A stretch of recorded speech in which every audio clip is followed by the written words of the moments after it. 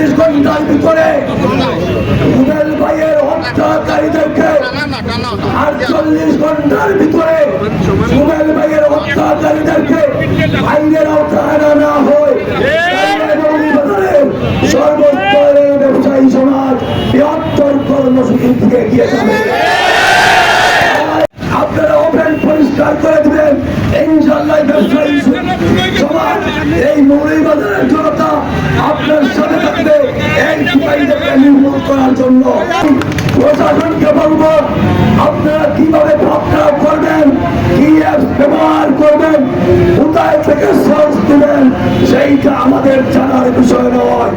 আমাদের জানার বিষয় হলো রুবেল ভাইয়ের হত্যাকারী সহ এই গভর্নমেন্টের সামনে ওই দিনই দুটি ছেলেকে চুরিদান করা হয়েছে, সুজনকে হত্যা করা হয়েছে, দুটার সুজন। এইভাবে এই জনপথে প্রতি মাসে 2-1টি ঘটনা ঘটছে আর তাদের বয়স আন্ডার 25 নিচ্ছে।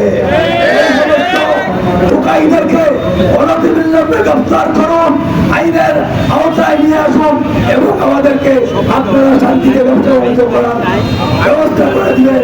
এই আশা এবং আহ্বান থেকে আমার সংক্ষিপ্ত বক্তব্য এখানে শেষ করলাম। বাংলাদেশ জিন্দাবাদ।